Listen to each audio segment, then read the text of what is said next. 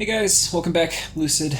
We've got our turn in, and this should be a good one if you recall. We had a big battle brewing last turn with Pelagia, who said he was coming for us and was, I don't want to say talking smack, but he felt very, very confident in his ability to smack us. But we prepared.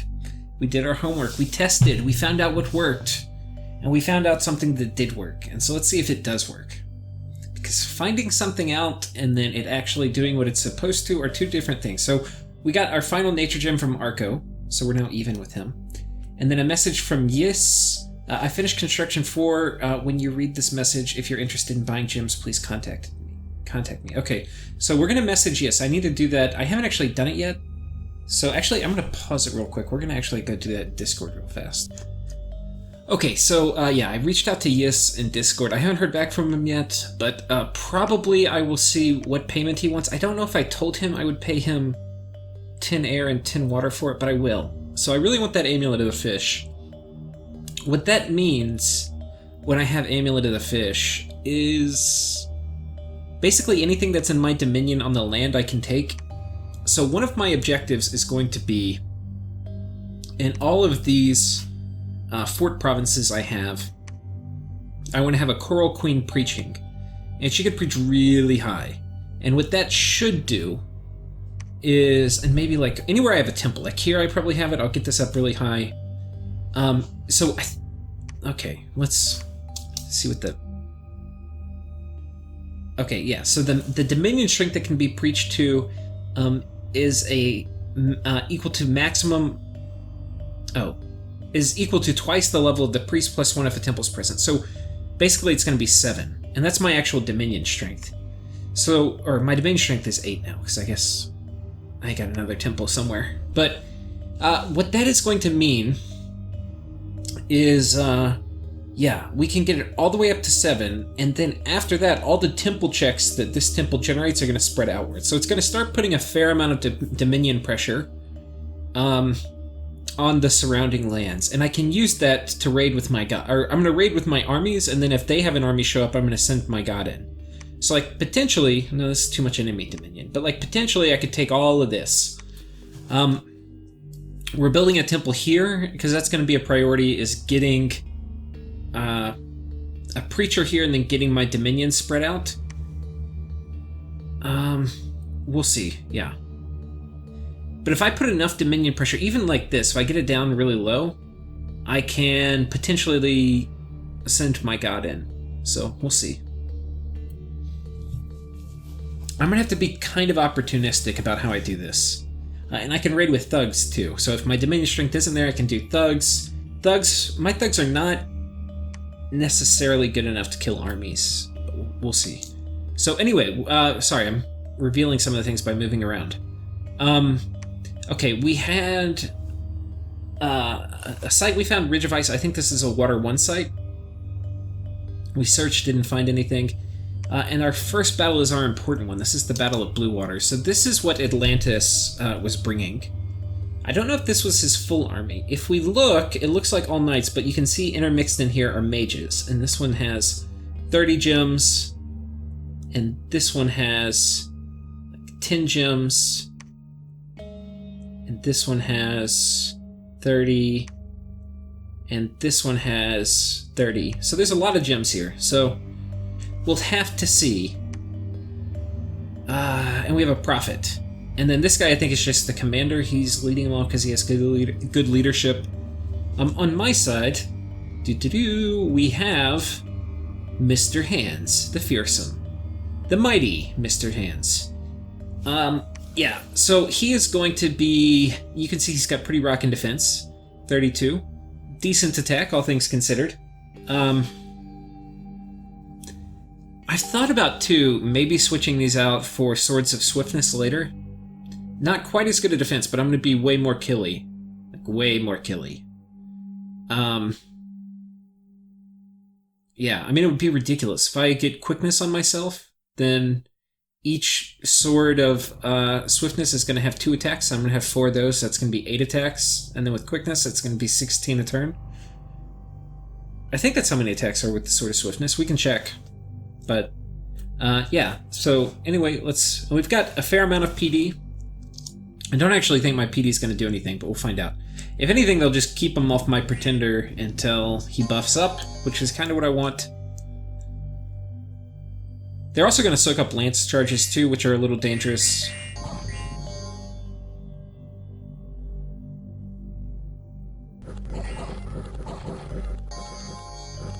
Yeah, I don't think they've done any damage yet. Okay, now by the time they get back here, and they didn't really slow them down much, but they did use some Lance charges, which is nice. We now have 21 protection, we have Temper Flesh, we are Body Ethereal. We have not done Earth Might yet, but I think we're about to do that. Yeah, there goes Earth Might. So now we have 32 protection. We hit really hard. Our defense has kind of been wrecked, so that sucks. These guys have more attacks. Well, no. I guess, I don't know why my defense... Oh, they have more per square than the Elementals. So they do a pretty damn good job harassing. But you can see, our base HP is... 357, that's why we're not regenerating yet, because we're at 359. We moved from a higher Dominion province to a lower one. So our starting HP was higher than our max HP. We don't start regenning until we get there, but you can see 36 regen. Get out of my house.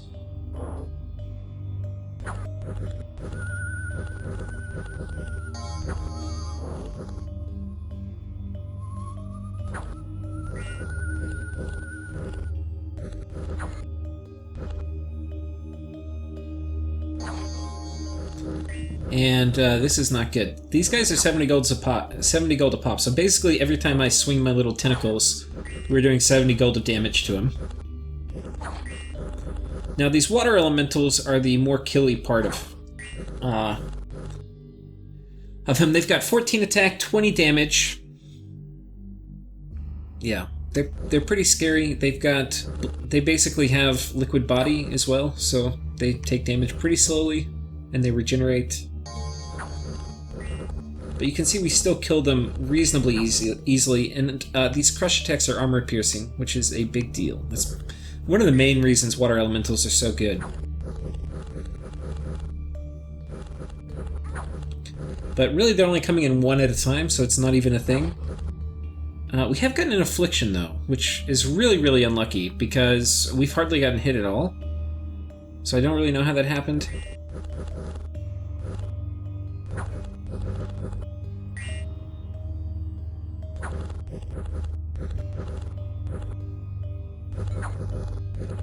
We'll go ahead and pick up the speed here. Let's go take a look back here at the mages real quick. So, they're casting things even though they have a ton of gems. So it appears that he put a million gems on his guys, but did not do conservative gem use. Or did do conservative gem use. So now instead of doing like a scary water elemental wall, yeah, he's just casting useless shit at me while I kill all his army. Now,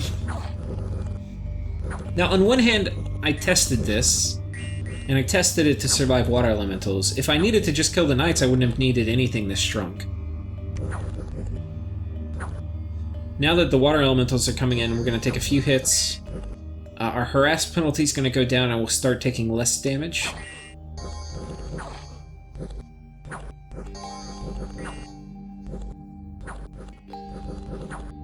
Yeah, the poison resistance helped them out a lot. We would have done a lot more damage if that were the case.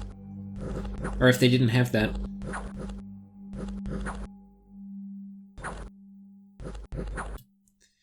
Okay, 3 cheers for Mr. Hands.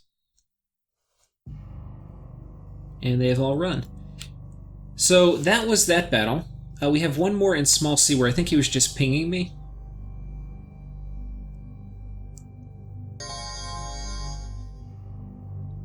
Okay, and that was my PD. So, we had a few events, we'll go through those and we'll talk about what happened. We had another great fertility festival, very nice. We got a lab and some nature gems and some blood slaves, very nice. We got some gold. We see Pythium fighting. I don't know what the hell is happening here. He got attacked by Indies. Maybe he was site searching?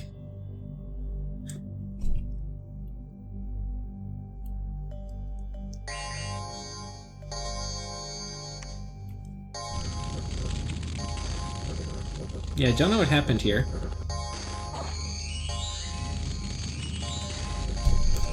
Very, very bizarre. I don't really know if... I don't have much confidence in Pythium. I mean, that is very, very weird.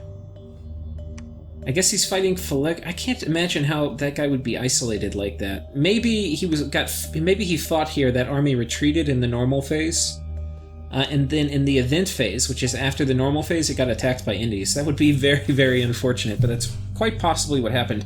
Phalegra has been getting 3v1'd, and Phalegra is the Femoria player from my Yomi series, so he knows what he's doing. And yeah, he seems to have fought off Bandarlog, who is right here, and Pythium, who I don't know where he is. I don't think he's getting attacked from the south also, but maybe. But they had him like down to his cap. And anyway, he's busted out. So, anyway, that's a thing. Now let's figure out what else.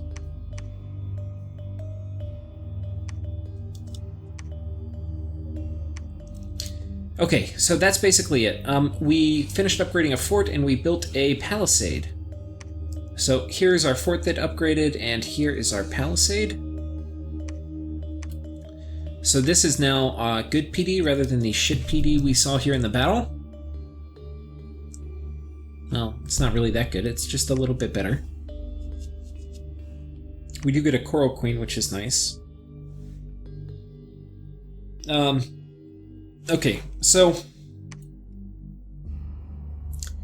there's a few things we know. One is, because he retreated, my understanding of how retreat works, and retreat is a slightly complicated topic for reasons we're about to discuss, but if you have a terrain thing, like force survival or whatever, any of the survivals, I think you get a 75% chance of retreating if you're in that kind of terrain. Now, I do not know if that applies to being aquatic. Like, if you're aquatic, I have no idea. I also don't see Pretender Gods die retreating very often, so it may be safer for some types of units, I don't know. But if you don't, which I'm assuming is the case, then there's a 50% chance you retreat safely if there's a safe retreat available. So I think 50% of his guys made it back here. Well, we can kind of tell just by looking at the battle report. He had 26 make it out, right? But it's only showing 20. So 50% of them should make it. Now, the ones that make it, or the ones that don't necessarily make it, they're going to retreat to a random province. So they're going to go here, or here, or here, or here. So there's a 25% chance they go here. So I think there's basically like a... it's probably like 65% chance that they retreated safely. So that actually gets you pretty close to 30 to 20, so I think that's what he had. Now there's a chance that some of his mages with a ton of gems on them could have died. Anyway. But it's kind of been funny. We've been chatting a little bit after the turn came in. He was at work all day and couldn't check, and apparently was kind of stressing about not being able to check because the turn posted like as soon as he got to work, and he couldn't check till he got home. But yeah, he kind of got wrecked, and this is really expensive for him. Now the reason it's expensive is because he needed to like deal a decisive blow to get me off his back, and he achieved the absolute opposite of that. And what that is going to mean is that Relay is going to probably move on his capital. Now, he can go two places. One is Relay can go here, and he's going to catch this army. But what I think is going to happen is Relay is going to move here, because he told me. Now, if he moves here, and I'm not going to communicate anybody's moves to anybody, because what I could do, which I don't really want to do. Like, if players are talking to me in confidence about their movements, I'm not going to share that. But for sake of discussion here, if Pelagia has one way to get to his capital before Relay can get here. So Relay can go to any move Relay makes south is going to be one move away from Pelagia's capital. So Pelagia has one turn to get there and then get back, and there's only one move Pelagia can make with this army to get back to his capital in time. So he's going to move this army here. If Relay moves here, then Pelagia's army is screwed. Because he would have to move reinforcements out of his capital here and then attack into his capital. I don't know. So if Pelagia is smart, he will move all of his forces here with all his mages scripted with PD. Some PD, because he probably needs to put more in his capital. And then Relay will have the option of choosing what he wants to do. Now, from my perspective... Okay, now he also told me that if I attack him, then this army, which moves up here, is going to double back and attack me. So I know what he's doing. He's going to leave. And he's hoping I don't attack him. Now, that is just... I mean, first of all, I am going to attack him, but I'm not going to attack him this turn. And there's a couple reasons for that. One is that this is enemy dominion, and my god, who's really the only person who I feel comfortable attacking with, because I need these guys for sieging, he can't really do much in enemy dominion. I could move here. Maybe I move here. I think we're actually going to sneak up this way. Yeah, we're going to sneak here. That'll start spreading my dominion over here, which is something I want to do anyway.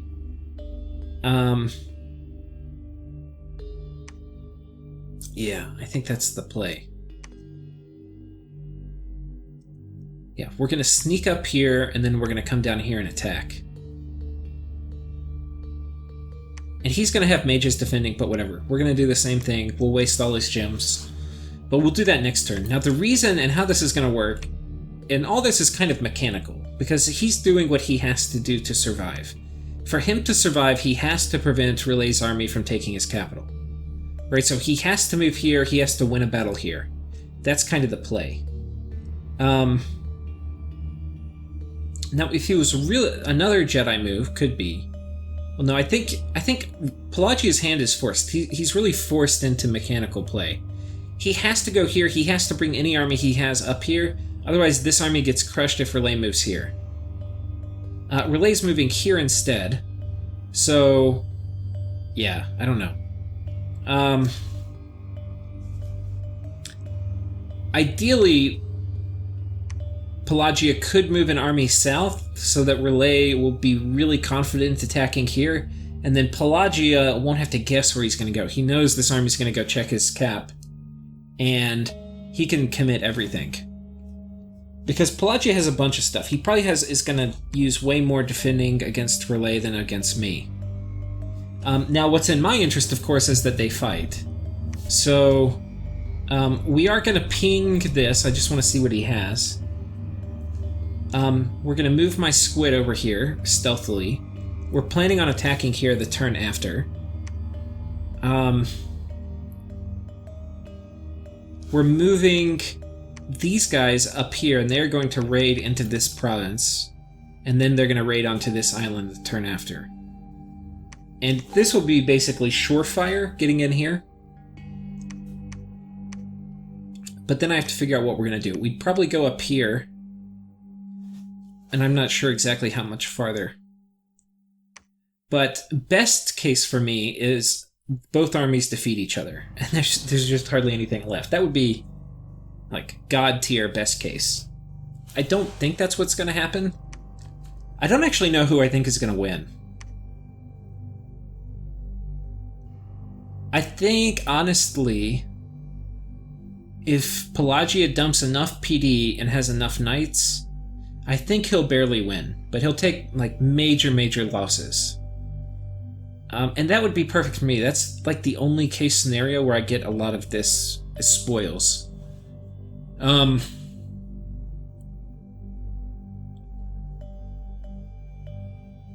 And then I have to figure out what to do against Relay. But we're going to cross that bridge when we get there. Because Relay they have a much better lake than me. Like, they have 1, 2, 3, 4, 5, 6, 7, 8, 9, 10, 11, 12, 13, 14, 15, 16, 17, 18, 19, 20, 21, 22, 23. I don't even know. Like 25, 30 provinces if you include islands for their lake, and I've got this little shitfest over here. Also, theirs is way better for expansion because you can do little expansion loops and things like that and not double back every single time, or you can like evade an enemy. Like there's a hard guy here, you can go around it. Like mine is just a shit cluster, you know, whatever. So, yeah. But anyway, that's just me bitching. But the point is they're going to be bigger and more powerful than me, especially if they get Pelagia's capital. So, not sure.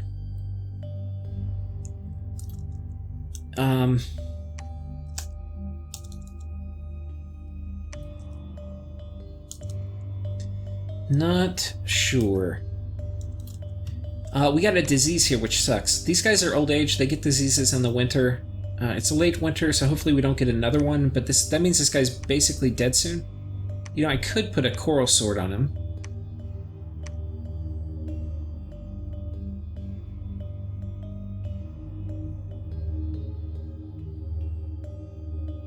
Yeah. The other thing, too, is the timing should work, because he's going to move here, and then move his army here. That gives me basically free range to take this and then take this. Or to take this and then take this. What I'm not going to have enough time to is to siege his fort down. But he can move an army here, and when it's in position to take me, I can bait away and move my sieging army out. And then... yeah.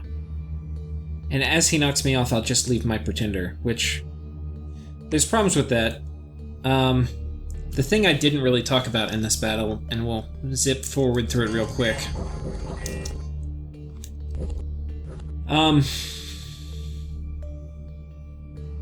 Okay, it hasn't started happening yet. But one of his guys... this one is Astral 2, and he can cast Horror Mark. So as he's gone off script, he's Horror Marking me. Which, you know, you just don't want that on your Pretender God. It doesn't really matter. I'm probably gonna kill 99% of any horror. I mean, the horrors don't really come that frequently with just basic spellcasting Horror Mark. So we're kind of okay. But, you know, it's annoying. Eventually, you know, I could have one hit me. And if it if it's the wrong roll of the dice and a Doom Horror comes, there's a pretty good chance they're going to kill him. Now, there's a chance I win too, but even if I win, the Horror Mark's going to get way worse, and then we're going to be in some vicious cycle of dying to horrors. So, not very excited about that, especially not being immortal and all. So anyway, that was about as good as we could have hoped for. The other thing is, and I had sent a message to Tianqi, basically saying this province and this province I claim as mine. We're going to be attacking this one. It seems that Bandar Log went Misfortune, and it seems to be catching up with him. The basically, you know, Misfortune 2 is basically free scales, except when you need to have access to your army, but you get attacked by knights, and Earth Elementals attack you. So, yeah. Actually, this was in my Dominion, so I guess you can't blame that on Misfortune. So yeah, we're going to be attacking this. We should be able to take it. This is important to me because it has Death Mages.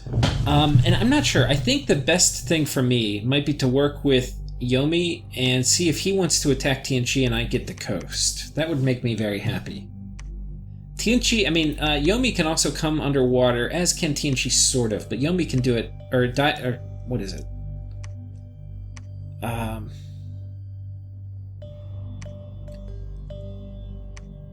Shinuyama, sorry. I always forget the middle-aged one. Shinuyama can come underwater, but not super great. Yeah. We don't want to let him get underwater, but I'm sure they're eyeing it. We've got stuff we need to deal with it, though.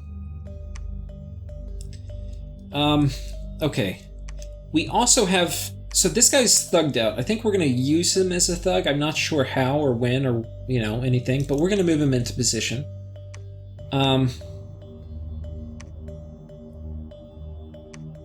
Yeah, so this army's gonna go up here. Now, the guys he has here, they're probably gonna have to clear out and move this way. Which is probably good.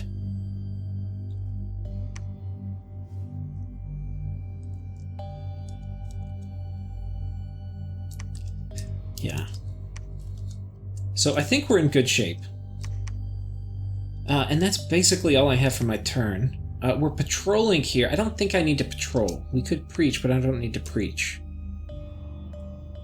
Oh, why am I patrolling? Who's coming up here? You're coming up here.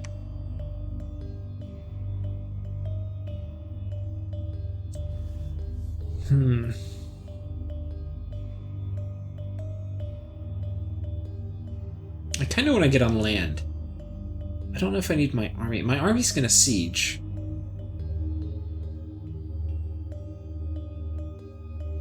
Yeah, okay, it makes sense that he goes up here. He can preach a little, get my dominion out, get the word out.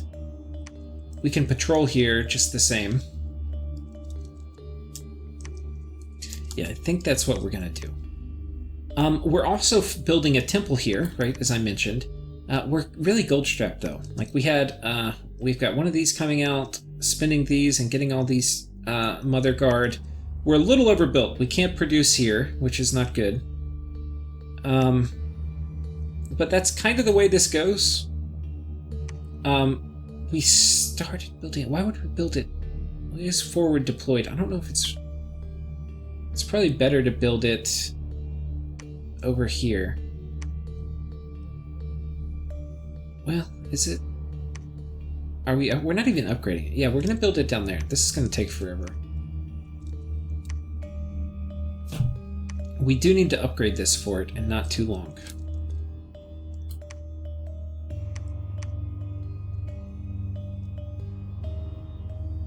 So anyway, I think that's about it.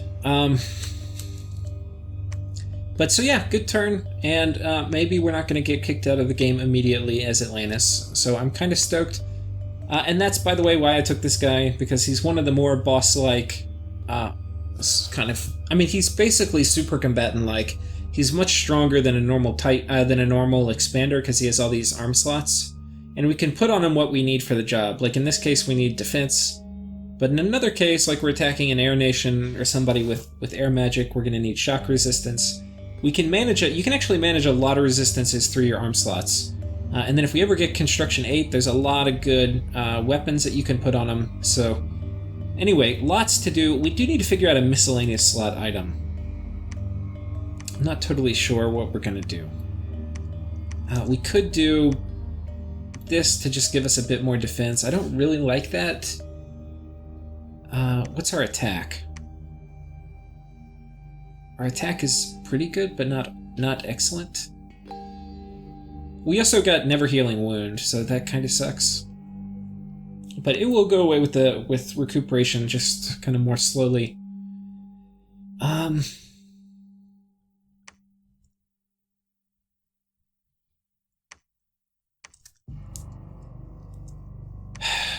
Yeah, I'm not sure. I mean, on one hand, we could get like a pearl or something, or like, you know, some kind of item to give us additional attack. We could do any of the rings of any of the resistance rings. We're going to potentially get a fish amulet, which is going to be the long-term item going there. But for this war underwater, we don't really need it yet. Burst Relay, we're definitely going to want amulets of anti-magic. I don't think... Yeah, wait, can we forge them? Yeah, we can't forge them yet. We have to get Construction 4, which isn't really in the deck of cards. We're beelining it up to Conjuration. And we're not doing bad. We're going to be there.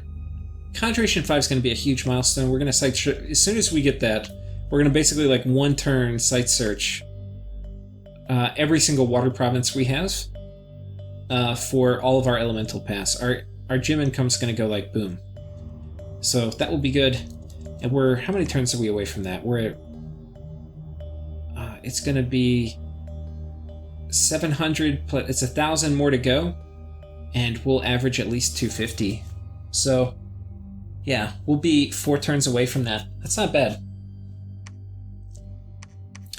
Anyway, things are shaping up. I hope. All I can hope is that these guys have a final clash. And yeah, we'll see you guys next time. Cheers.